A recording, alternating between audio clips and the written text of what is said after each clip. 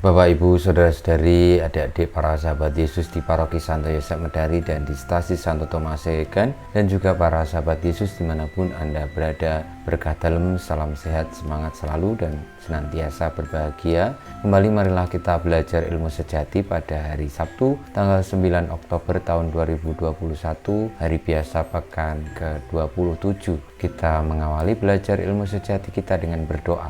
Dalam nama Bapa, Putra, dan Roh Kudus. Amin.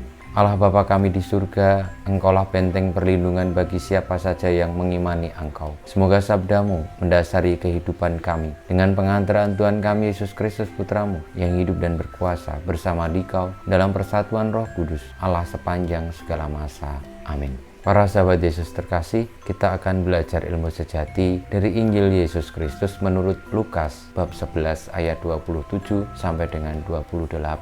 Pada suatu hari ketika Yesus sedang berbicara kepada orang banyak, berserulah seorang wanita dari antara orang banyak itu dan berkata kepada Yesus, "Berbahagialah ibu yang telah mengandung dan menyusui engkau." Tetapi Yesus bersabda, "Yang berbahagia ialah mereka yang mendengarkan sabda Allah dan memeliharanya."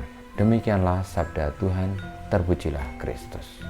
Para sahabat Yesus yang terkasih, sabda Tuhan yang kita dengarkan meski pendek tapi sangat berarti, karena bisa menjadi gambaran bagi kita semua untuk hidup berbahagia.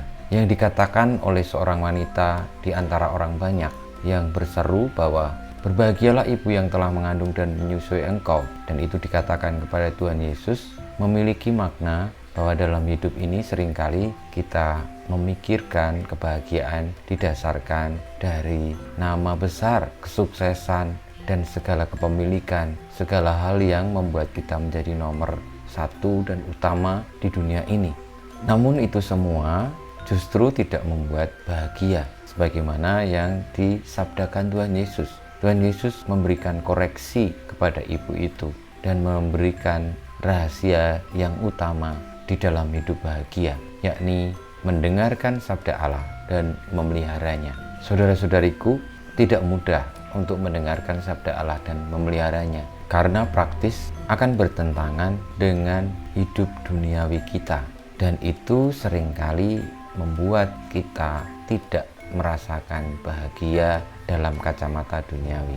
Bahagia dalam kacamata duniawi itu didasarkan dengan rasa nyaman. Setiap orang pasti membutuhkan kenyamanan, dan ketika orang merasa nyaman lalu bisa menyebut bahagia. Tetapi apakah demikian? Karena kenyamanan itu sementara, namun kebahagiaan yang ditawarkan oleh Tuhan Yesus dengan mendengarkan sabda Allah dan memeliharanya adalah hidup di dalam kebenaran, di dalam cinta kasih, di dalam kedamaian, dan akhirnya membawa kepada keabadian, tidak hanya sementara.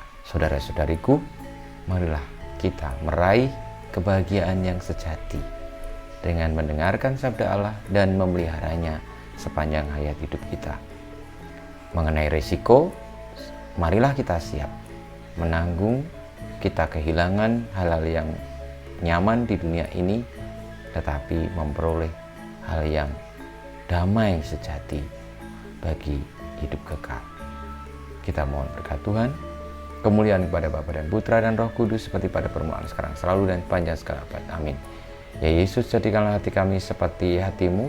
Tuhan bersamamu dan bersama roh-Mu, kita semua karya-karya perjuangan kita untuk mendengarkan sabda Allah dan memeliharanya senantiasa dibimbing, dilindungi, diberkati oleh Allah yang Maha Kuasa, Bapa dan Putra dan Roh Kudus. Amin.